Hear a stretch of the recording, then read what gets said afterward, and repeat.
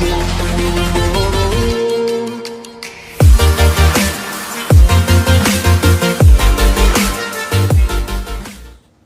Friends, welcome my self Neetu. आज जो हम टॉपिक करने वाले हैं वो आपके लिए बहुत ज़रूरी है, क्योंकि ये बीएड एंट्रेंस और सीटेट एंट्रेंस, ठीक है, दोनों एंट्रेंस में ये बहुत ज़रूरी है। क्योंकि जो हम टॉपिक करेंगे वो हिंदी व्याकरण का है, यानी कि जब हिंदी का सेशन आता है, क्योंकि आपको दो लैंग्वेज आती है, ठीक है, एक हिंदी लैंग्वेज आती है, दूसरा आपको हिंदी लैंग्वेज आती है, ठीक है, एक इंग्लिश आती है, दूसरी हिंदी आती है, ठीक है। तो वहाँ पर आपको हिंदी जो व्याकरण होता है उसमें ये जो टॉपिक है जिसको बोलते हैं हम लोग वर्ण विचार, ठीक है, बहुत ज़्यादा ज़रूरी टॉपिक है। क्यों ज़रूरी है? क्योंकि ये एक ऐसा टॉपिक है जो जिसमें क्या होता है कि बहुत ही छोटे छोटे से क्वेश्चन बनते हैं। 2 मार्क्स के क्वेश्चन हम बोले तो इसमें 2 मार्क्स के जो क्वेश्चन होते हैं वो बहुत ज़्यादा जो है हमारे इसमें बनते हैं, ठीक है। इसलिए इस टॉपिक को करना बहुत ज़्यादा ज़रूरी हो जाता है हमारे लिए, ठीक है। तो चलिए फिर सीधा हम लोग शुरू करते हैं, ठीक है। आज का जो टॉपिक का नाम है, हम लोग हेडिंग लिखते हैं, वो है वर्ण विचार।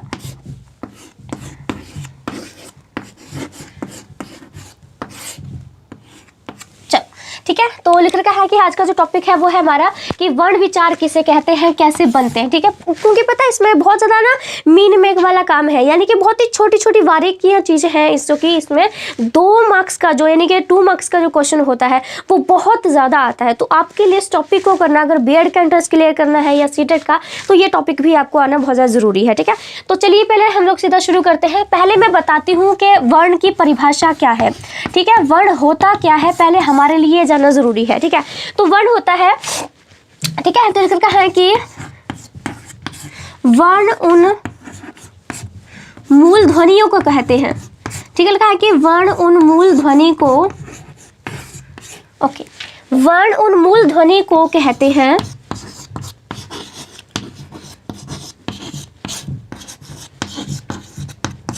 जिनके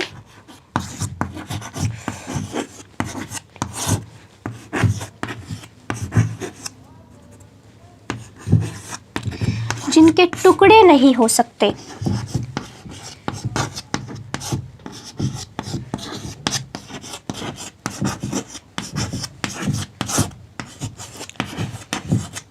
चलो, ठीक है, तो लिख रखा है कि वर्ण की हमारी सबसे पहले जरूरी है डेफिनेशन जानना कि वर्ण क्या होता है, ठीक है। तो वर्ण की डेफिनेशन है कि जो वर्ण है, वर्ण उस या उन, ठीक है, वर्ण उन मूल ध्वनि को कहते हैं जिनके टुकड़े नहीं हो सकते। टुकड़े का मतलब क्या होता है? जिनको हम अलग अलग तरह से विभाजन नहीं कर सकते हैं। जैसे मैं आपको यहाँ पे एग्जांपल देती हूँ, ठीक है, टुकड़े कैसे नहीं कर सकते हैं। जैसे हमारा एग्जांपल है अ, ठीक है, अ और ए। हमेशा याद रखिएगा कि अ है, अब आप इसको पहले से आराम से देख सकते हो कि जो अ है और जो ए है पहले से छोटा सा है, आप इसको बोलोगे अ, तो आप इसमें और क्या डिवाइड कर सकते हो, क्या विभाजन कर सकते हो? कुछ भी नहीं कर सकते हो। ए में भी सेम टू सेम है, उसमें भी आप कुछ भी डिवाइड नहीं कर सकते हो। तो इसीलिए जो वर्ण होते हैं, ठीक है, उनको हम टुकड़ों में नहीं बांट सकते हैं। जैसे टुकड़ों का मतलब ये है, जैसे मैं आम बोल रही हूँ, ठीक है, आम, तो आम क्या है? आम को हम विभाजन कर सकते हैं, ठीक है, आम को हम तोड़ सकते हैं। एक हमारा आ बन सकता है और हमारा म बन सकता है, ठीक है, यानी हम इसको तोड़ सकते हैं, विच्छेद कर सकते हैं इसका, ठीक है। लेकिन हम अ में से अब क्या अलग करेंगे या फिर ए में से क्या अलग करेंगे? वो खुद ही है ही, एक ही चीज़ है, तो उसको हम विभाजित कैसे कर सकते हैं? तो याद रखना कि वर्ण की आपको डेफिनेशन भी आ सकती है, ठीक है। आगे भी हम लोग करते हैं। अब मैं आपको करती हूँ 2 मार्क्स का क्वेश्चन के वर्णमाला किसे कहते हैं, ठीक है। क्वेश्चन नंबर 1 कह लो या कुछ भी।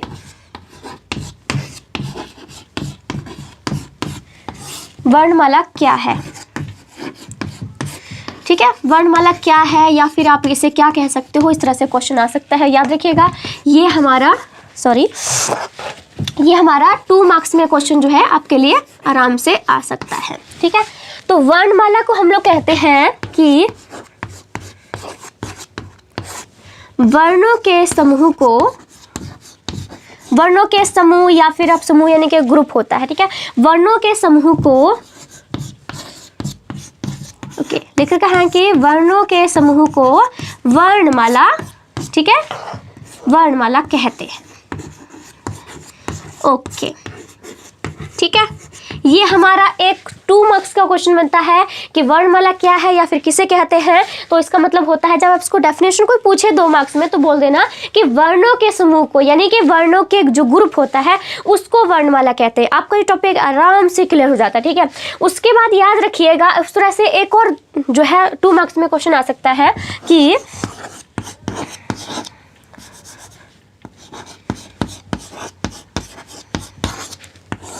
ठीक है, क्वेश्चन भी आ सकता है या वैसे भी डायरेक्ट लिख सकते हो कि देवनागरी वर्णमाला,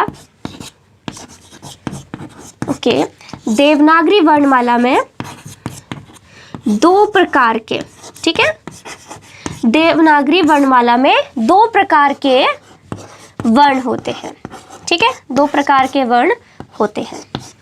ये भी आपको क्वेश्चन 2 मार्क्स का आ सकता है, सिंपल सा, कि हमारा देवनागरी वर्णमाला जो है ये कितने प्रकार की होती है। ये भी आपको 2 मार्क्स में क्वेश्चन आराम से आ सकता है। तो याद रखिएगा कि देवनागरी वर्णमाला में 2 प्रकार के वर्ण होते हैं, स्पेशली वर्ण को पूछ रखा है, ये भी याद रखिएगा कि पूछा क्या है। तो हमारे 2 टाइप के हमारे वर्ण आ जाते हैं, ठीक है। तो पहला जो टाइप है हमारा वो है स्वर, और दूसरा जो टाइप हमारा आ जाता है, ठीक है, दूसरा टाइप आ जाएगा व्यंजन, ठीक है। आपने सुना होगा स्वर और व्यंजन। आप जब क ख ग ग तक या उससे आगे भी थोड़ा आते हैं ना तो उसको स्वर और व्यंजन बोलते हैं। तो देवनागरी वर्णमाला में 2 प्रकार के वर्ण होते हैं, पहला है स्वर होता है और दूसरा होता है हमारा व्यंजन। हमेशा याद रखिएगा कि देवनागरी वर्णमाला में 2 टाइप के हमारे वर्ण होते हैं, स्वर और व्यंजन, ठीक है। अब हम लोग करते हैं, ठीक है। अब मैं आपको स्वर के बारे में पढ़ाती हूँ कि स्वर क्या है, स्वर, ठीक है। तो पहले हम स्वर शुरू करते हैं, ओके, ठीक है। पहले मैं आपको इसकी डेफिनेशन बताने से पहले मैं आपको बता देती हूँ कि स्वर कितने होते हैं और कौन से होते हैं, ठीक है। तो याद रखना कि जो स्वर होते हैं इनकी संख्या जो है वो 11 होती है, ठीक है। याद रखना कि हमारे जो स्वर होते हैं उनकी 11 संख्या होती है, ठीक है। स्वर की संख्या जो होती है वो हमारी 11 होती है, यानी कि स्वर की संख्या हमारी 11 होती है। अब कौन कौन से होते हैं हमारे स्वर? होते हैं अ, ठीक है, मैं थोड़ा ऊपर लिखती हूँ क्योंकि इसको नहीं कर सकते हम लोग, ठीक है। तो स्वर हमारे पूरे 11 प्रकार के होते हैं। पहला होता है हमारा अ, आ, ई, उ,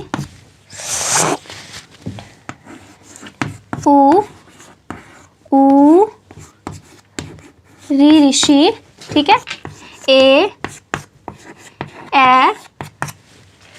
ओ, और लास्ट आता है हमारा आओ, ठीक है। याद रखिएगा कि ये हमारे 11 स्वर होते हैं, ठीक है। क्वेश्चन आ सकता है 2 मार्क्स में कि स्वरों की संख्या कितनी होती है, तो सिंपल सा टिक लगाइएगा कि स्वरों की संख्या हमारी पूरी 11 होती है, यानी कि 11 होती है। फिर ये बता रखा है कि हमारे जो 11 स्वर हैं वो कौन कौन से हैं। तो अ, आ, ई, उ, ऋषि, ए, ओ और आओ, ठीक है। तो ये हमारे पूरे 11 स्वर होते हैं और आपको याद रखना बहुत ज़्यादा ज़रूरी है। अब मैं आपको इसकी डेफिनेशन बताती हूँ। स्वर को अगर आपको कहीं लिखने के लिए भी आ जाता है कि इस स्वर को परिभाषित कीजिए, स्वर को बताइए क्या बोलते हैं, तो स्वर की हम लोग अपनी परिभाषा आपको बताती हूँ कि स्वर को क्या बोलते हैं। चल, ठीक है, तो इसकी हम परिभाषा बोलते हैं कि स्वर बोलेंगे, सॉरी साफ ही कर देती हूँ, ठीक है। बोल सकते हैं कि स्वर ऐसे जो हमारे ये जो स्वर हैं, ठीक है, तो लिख रखा है कि स्वरों का उच्चारण करने पर, ठीक है, जब से शुरू कर सकते हैं कि जब स्वरों का उच्चारण करने पर, जब स्वर का उच्चारण का मतलब होता है स्वरों को बोलने पर, ठीक है। उच्चारण का मतलब कंफ्यूज नहीं होना है, बहुत ही सिंपल सी हिंदी है, ठीक है। तो लिख रखा है कि परिभाषा में कर सकते हैं जब स्वर का उच्चारण करने पर, यानी कि उसको बोलने पर, ठीक है। तो जब स्वर का उच्चारण करने पर मुंह से जो हवा निकलती है, ठीक है, मैं आपको समझाती हूँ क्या लिख रही हूँ मैं। मुंह से जो हवा निकलती है मुंह से जो हवा निकलती है ठीक है, मुंह से जो हवा निकलती है वो बिना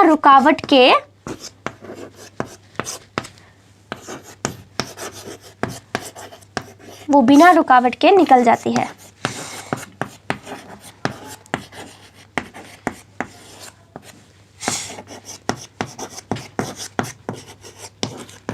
ओके अब मैं समझाती हूँ कि ये मुंह से हवा निकलने का मतलब क्या है। ठीक है, तो हमारा जो स्वर है उसको हम परिभाषित कर सकते हैं। तो परिभाषित में लिखा है, जब स्वर का उच्चारण करने पर यानी कि स्वर को बोलने पर, ठीक है, उच्चारण करने पर मुंह से जो हमारे जो फेस है, ठीक है, सॉरी फेस नहीं, जो मुंह है उससे हवा निकलने, ठीक है, हवा निकलेगी, ठीक है, जो हवा निकलेगी, ठीक है, जो उससे हवा निकलेगी वो बिना रुकावट के से ही जो है वो निकल जाएगी। देखो मैं समझाती हूँ। ये हमने बोले कि ये हमारे स्वर हैं। ठीक है, अब मैं इनको पढ़ती हूँ।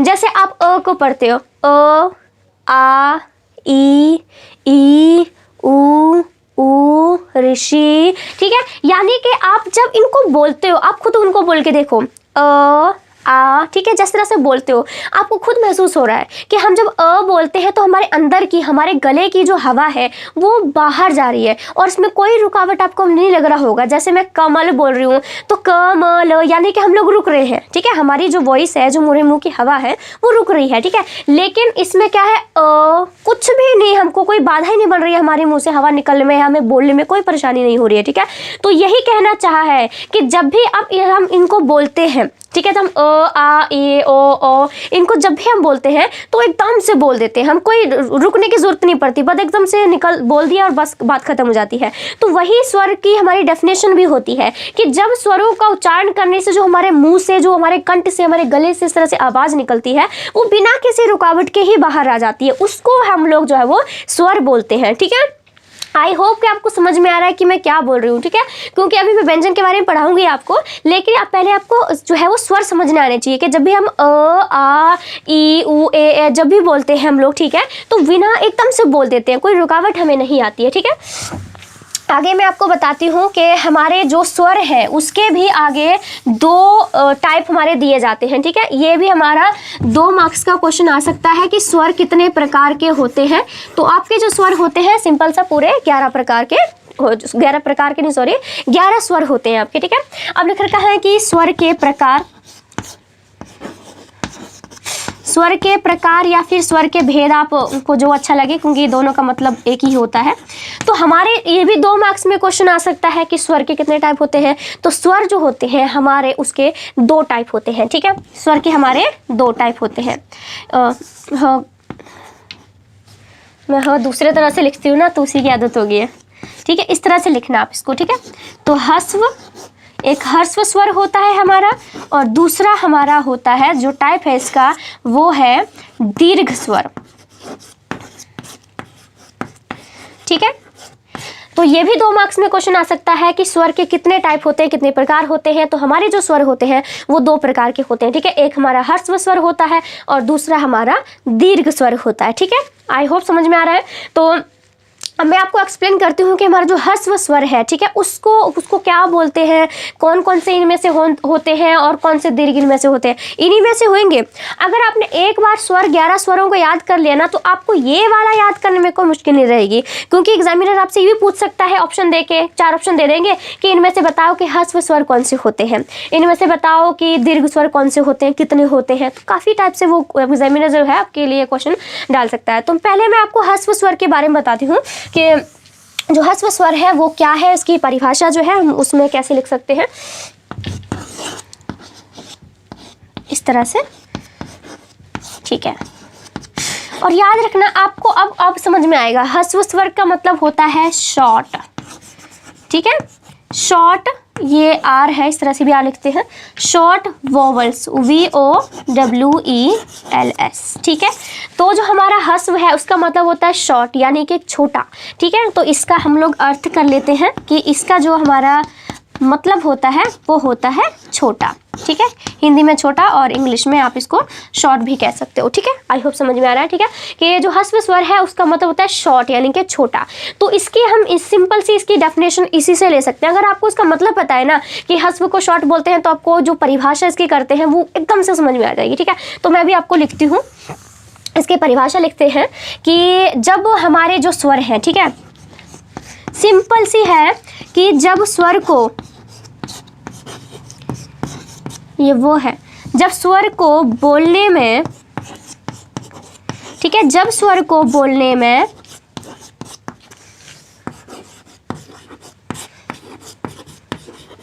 कम समय लगता है, ठीक है, जब स्वर को बोलने में कम समय लगता है तो वो हमारा, ठीक है, तो वो ह्रस्व स्वर है।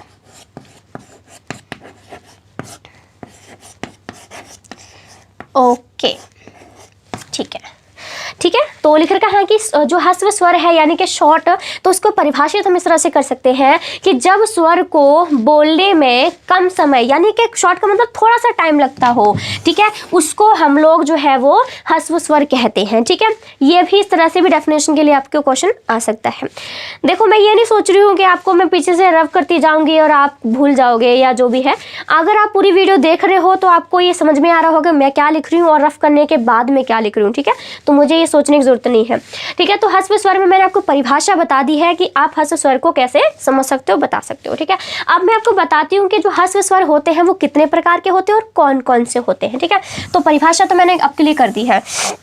मैं ये साफ इसलिए नहीं कर रही हूँ क्योंकि आगे का जितना भी समझाना है वो इन्हीं से ही रिलेटेड है, तो आपको उसी से मुझे बताना पड़ेगा कि कौन सी चीज़ कहाँ है, ठीक है। तो ह्रस्व स्वर जो होते हैं ये हमारे कितने प्रकार के होते हैं, ये हमारे पूरे 4 प्रकार के होते हैं, ठीक है। 4, इस तो 4 2 बार लिख दिया मैंने, ठीक है, 4 प्रकार, ठीक है।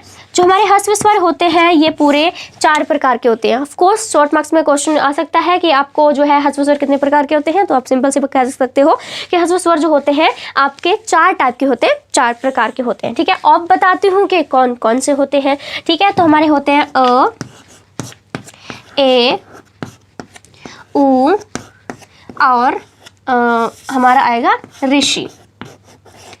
ओके, ये हमारे 11 स्वर हैं, ठीक है। इनमें से ही मैंने लिए हैं, आप देख सकते हो मैंने अ लिया है, ई लिया है, उ लिया है और ऋषि, ठीक है। सॉरी मैंने ई, हाँ हम ई भी ले सकते हैं वैसे, हाँ इसकी जगह ई होगा क्योंकि ए को कहने में भी हमें काफ़ी टाइम लग जाता है, लेकिन ई को कहने में ज़्यादा नहीं चलेगा, मुझे लगता है, ठीक है। ये तो ये हमारे आ जाते हैं ह्रस्व स्वर जो है 4 प्रकार के होते हैं और ये होते हैं हमारे अ, ई, उ और ऋषि, ठीक है। ये हमारे 4 प्रकार के जो है ह्रस्व स्वर आ जाते हैं। आई होप आपको समझ में आ रहा होगा, ठीक है। अब ये हमारा क्वेश्चन खत्म हो जाता है। अब मैं आपको बताती हूँ कि जो दीर्घ स्वर है वो क्या होते हैं, ठीक है।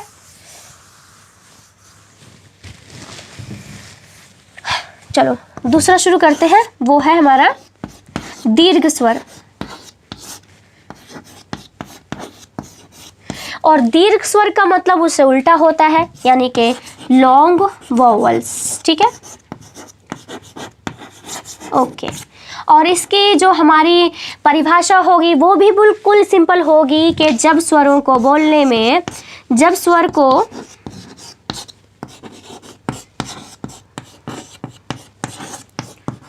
ठीक है, जब स्वर को बोलने में लॉन्ग है, यानी कि सिंपल सी बात है कि जब स्वर को बोलने में ज़्यादा टाइम लगता है, ज़्यादा समय लगता है, ठीक है, ज़्यादा समय लगता है, ठीक है, ज़्यादा समय लगता है तो उसे दीर्घ स्वर कहते हैं।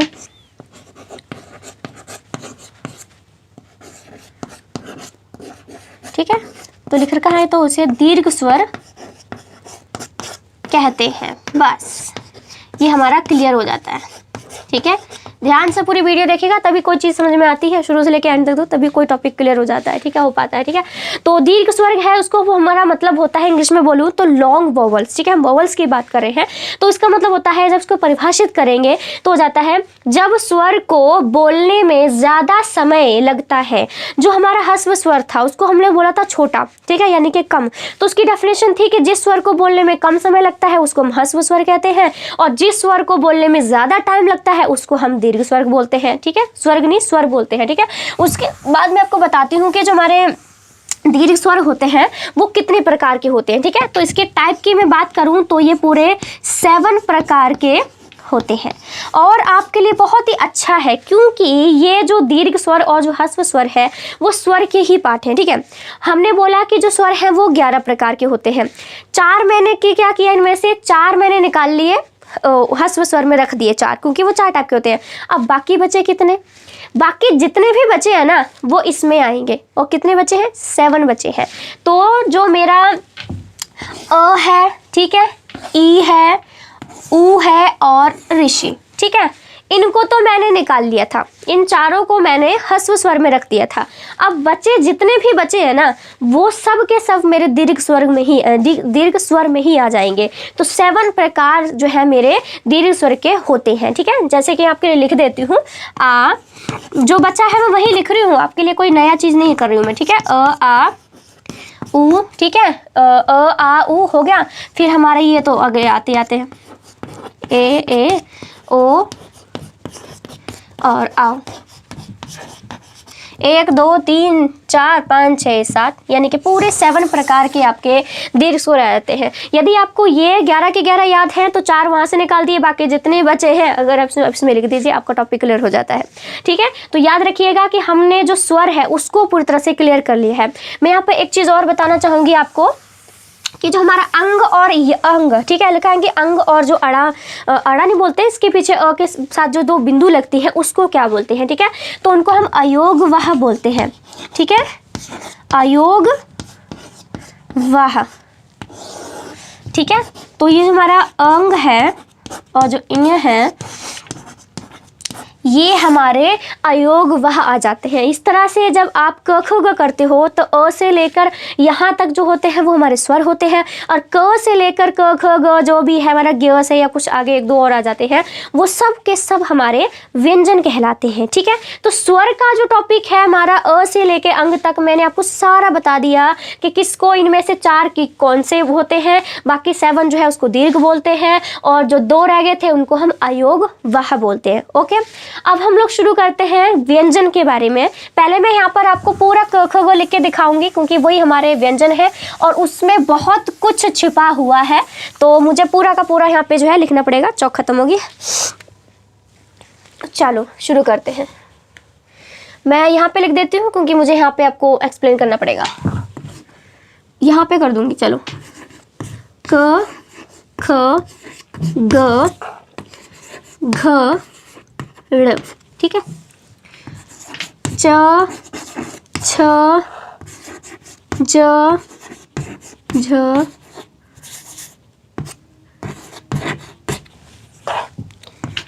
ट ठ ड ढ ण,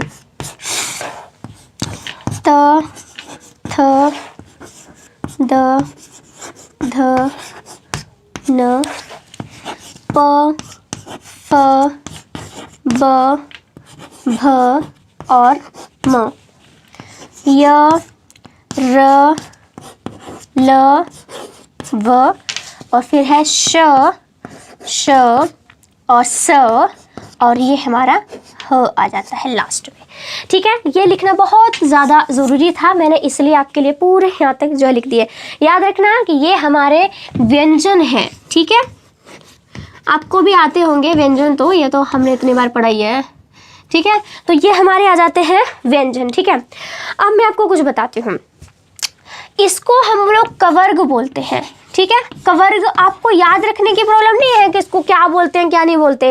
ये क की लाइन से शुरू हुआ है तो इसलिए कवर्ग बोल दिया है। अब ये च की लाइन से शुरू हो रहा है तो ये इसको च वर्ग बोल देंगे, यानी कि च का वर्ग है।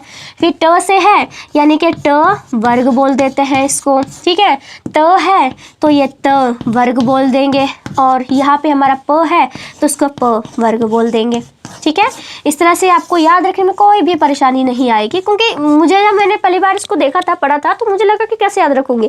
फिर मुझे लगा कि ये तो हमारा क से शुरू है इसलिए क का वर्ग है, ये च का वर्ग है, ये ट से है तो ट का वर्ग है, त से है तो त का वर्ग है, और प से है तो ये प का वर्ग है, ठीक है। इन सभी को हम लोग बोलते हैं।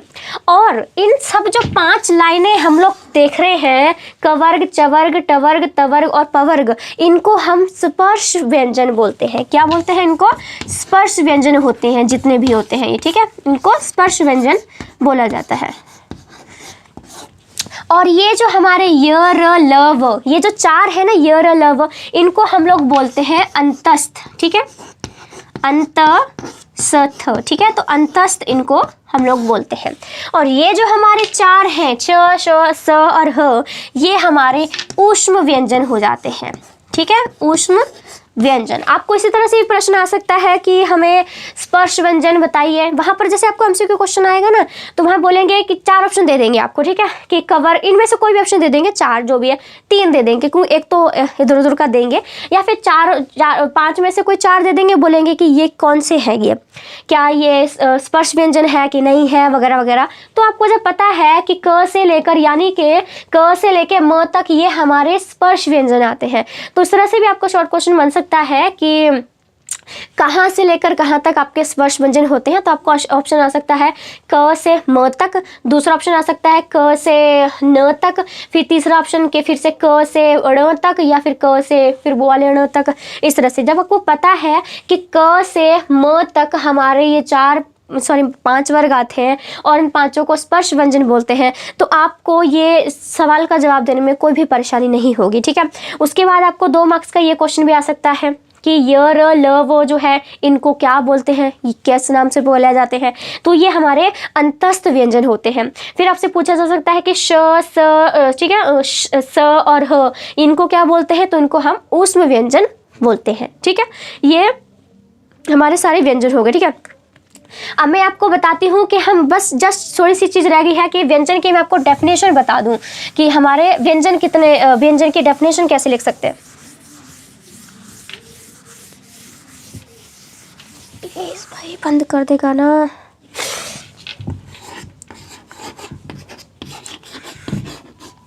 व्यंजन को परिभाषित कर सकते हैं कि जब वर्णों के, ठीक है, जब वर्णों के उच्चारण, ठीक है, तो लिख रखा है कि जब वर्णों के उच्चारण करने पर, ठीक है, लिखा है कि जब वर्णों के उच्चारण करने पर मुंह से जो हवा निकलती है, जब हम इसको बोलते हैं क ख ग ग घ म जो भी है, ठीक है, तो लिखा है कि जब वर्णों के उच्चारण करने पर मुंह से जो, ठीक है, मुंह से जो हवा निकलती है,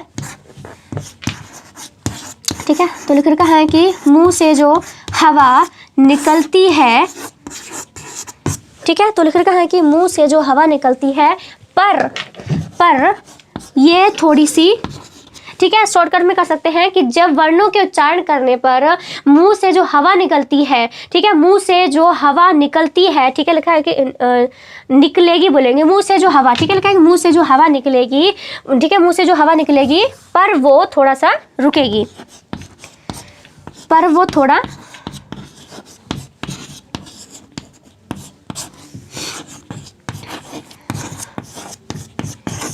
और फिर दोबारा से बाहर निकलेगी,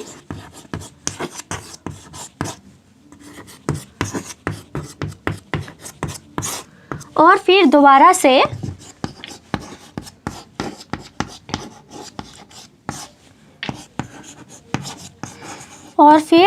से बाहर निकलेगी। आपको याद होगा कि मैंने स्वर को बोला था कि आप अ और आ बोलते हो, तो आप जब बोलते हो तो आपके गले की जो आवाज़ है या फिर आपका जो हवा है, मुंह की जो हवा है, ठीक है, वो रुकती नहीं है, सीधा आप बोल सकते हो। लेकिन यहाँ व्यंजन की डेफिनेशन में ये लिखा है मैंने कि जब आप वर्णों को, जब आप क ख ग म भ भ जो भी आप बोलते हो, तो उसमें आप क्या करते हो, थोड़ा सा रुकते हो। जैसे म, मैंने बोला अ, और म में क्या हुआ, आपकी होंठ भी मिले, आपकी जबान भी इधर से उधर हुई, और आपकी मुंह की जो हवा है वो थोड़ी सी रुकी, फिर वो बाहर निकली। तो व्यंजन की सिंपल सी डेफिनेशन यही है, कंफ्यूज बिल्कुल भी होना, ये हवा जो मैंने बोल रही हूँ ना, वो आपको समझाने के लिए है कि आपके गले से जो आवाज़ है वो रुकी नहीं, बल्कि सीधी ही बाहर आ गई, ठीक है, उसमें कोई रुकावट पैदा नहीं हुई, ठीक है। तो व्यंजन जो है उसकी हमारी ये डेफिनेशन जो है हमारी हो जाती है, ठीक है। अब मैं आपको थोड़ा सा ब्रीफ बता देती हूँ जो शॉर्ट मार्क्स में हमेशा पूछा ही जाता है, ठीक है, क्योंकि वो नॉर्मल है, क्योंकि वही मेन मुद्दा है इसका, ठीक है। तो वो ये है कि हमारे स्वर कितने होते हैं, हमारे ठीक है, स्वर कितने होते हैं और हमारे अयोग वह कितने होते हैं और हमारे जो है वो व्यंजन कितने होते हैं,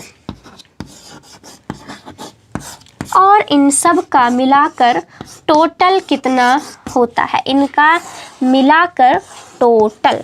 ठीक है, तो हमारे जो स्वर होते हैं वो होते हैं 11, अयोगवा हमारे 2 होते हैं जो मैंने आपको बताया था, अंग और जो उसके के पीछे 2 बिंदी लगती है।